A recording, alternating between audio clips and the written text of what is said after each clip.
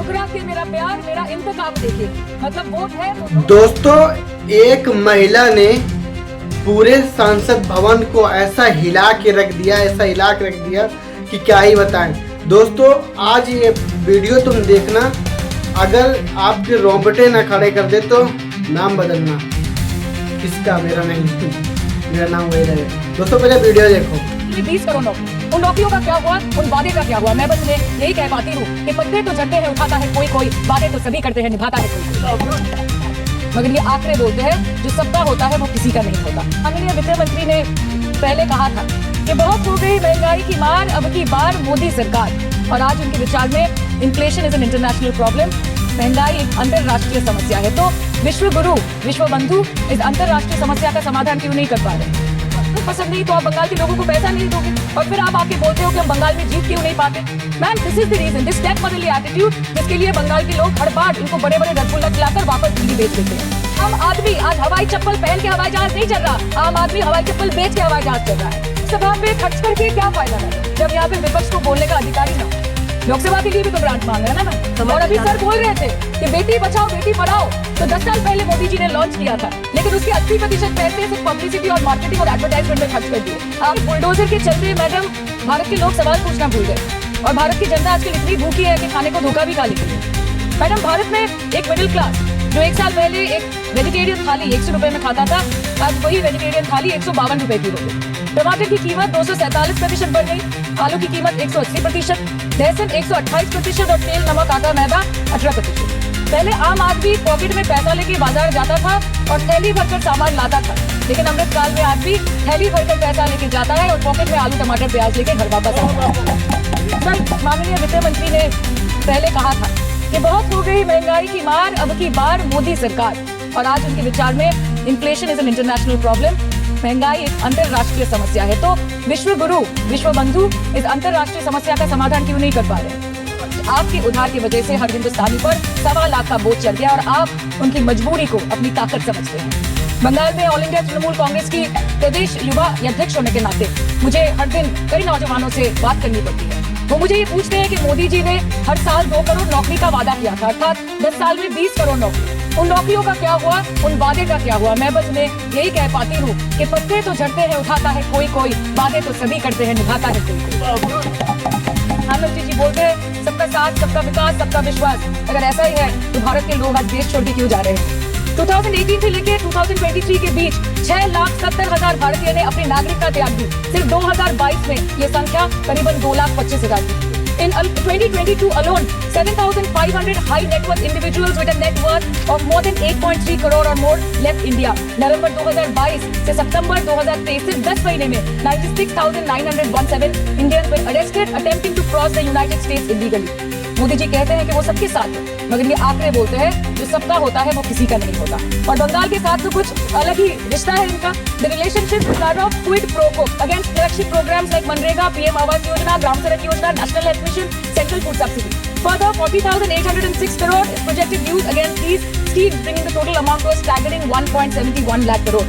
Madam, health care की schemes में सिर्फ फंड हमको दिया नहीं जाता क्योंकि कलर कोडिंग मैच नहीं करता। तो आप सबका साथ सबका विकास जो बोलते हैं, is it hinging on colour coding? आपको रंग पसंद नहीं तो आप बंगाल के लोगों को पैसा नहीं दोगे, और फिर आप आके बोलते हो कि हम बंगाल में जीत क्यों नहीं पाते।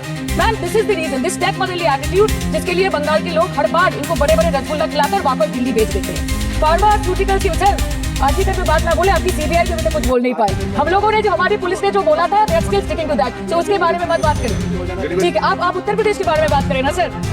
Sir, medical inflation is at 14%। Regularly लिए जाने वाले दवाइयों की कीमत 50% बढ़ गई। आप सिविल एविएशन के लिए ग्रांट्स मांग रहे हैं। एक डोमेस्टिक फ्लाइट, उसकी राउंड ट्रिप की टिकट 20 से 30,000 में बिक रही है। आम आदमी आज हवाई चप्पल पहन के हवाई जहाज नहीं चल रहा, आम आदमी हवाई चप्पल बेच के हवाई जहाज चल रहा है। You are demanding funds for education, but conveniently ignoring the fact that 11 lakh children have dropped out of school according to your own data. अब भारत में सिर्फ 47.51% स्कूलों के पास कंप्यूटर की फैसिलिटीज है और उसमें 33% के पास internet connection. In law and justice, you are not been able to provide legal aid to more than 1% of the eligible population. In public enterprises, 5.1 lakh public sector jobs have disappeared in the last 10 years. Railway में करीबन 2.5 lakh post बाकी है और उसमें से vacancy है critical safety categories. नए भारत में आजकल ट्रेन पटरी के ऊपर कम और पटरी के बाहर ज्यादा चलती है। मुझे दुख लगता है इस सदन में ये कहते हुए मैडम कि मैंने अपने लोकसभा क्षेत्र जादवपुर लोकसभा क्षेत्र के लिए एक पारुलपुर गोपी सुभाष मेट्रो एक्सटेंशन की मांग की थी। मुझे डिपार्टमेंट से ये चिट्ठी मिली जिसमें उन्होंने लिखा है that this project is not economically viable and this project is unremunerated. तो आपको अगर सब जगह से पैसा चाहिए तो मुझे ये बात समझ में नहीं आती कि लोग खुद के लिए आपको वोट देते हैं कि आपके फायदे के लिए वोट देते हैं। मैं आपको इतना ही बोलना चाहती हूँ, दिस वाज द रीजन अपने प्रॉफिट के लिए आज इन्होंने सीनियर सिटीजन का कंसेशन भी बंद कर दिया और सीना ठोक के ये बोलते हैं कि 2022-23 अर्थ वर्ष में हमने 15 करोड़ वरिष्ठ नागरिक से 2242 करोड़ कमाए। मैं दो बात और बोल के खत्म कर दूंगी कि लोकसभा पे खर्च करके क्या फायदा है जब यहाँ पे विपक्ष को बोलने का अधिकार ही ना। लोकसभा के लिए भी तो ग्रांट मांग रहे हैं ना। और अभी सर बोल रहे थे कि बेटी बचाओ बेटी पढ़ाओ तो 10 साल पहले मोदी जी ने लॉन्च किया था, लेकिन उसके 80% पैसे सिर्फ पब्लिसिटी और मार्केटिंग और एडवर्टाइजमेंट में खर्च कर दिए। आपके उत्तर प्रदेश, मध्य प्रदेश, राजस्थान में ना बेटी को पढ़ा पा रहे और ना बेटी को बचा पा रहे। बंगाल आए और देखिए कि ममता बनर्जी ने विधानसभा में अपराजिता एक्ट में बिल पास किया है, कन्याश्री किया है। देख चुके कैसा लगा, पूरे संसद को हिला के रख दिया। एक महिला समझो, अगर ये 2 से 4, 6 से 8, 2 से 4, 4 से 6, 6 से 8 अगर हो जाए तो क्या होगा। खैर बड़े दमदार तरीके से जवाब दिया, भाषण दिया। तो क्या इसमें क्या आप सोचते हैं, क्या कुछ कह सकते हैं? मोदी जी की तो ऐसी बैंड बजा दी, क्या ही पूछो। सरकार किसकी है, कौन है, क्या नहीं है, इससे मतलब नहीं होता।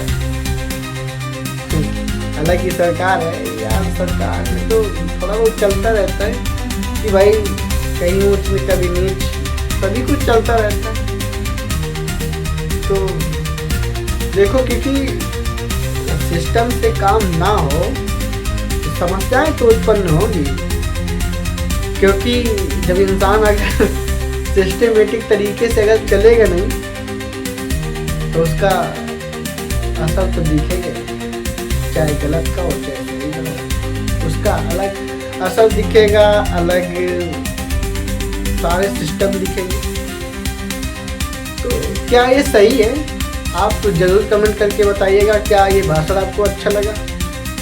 ऐसे भाषण सुनने के लिए मुझे सब्सक्राइब कर लो मेरे चैनल को, और रोज भाषण सुनना, एक से एक भाषा सुनाएंगे।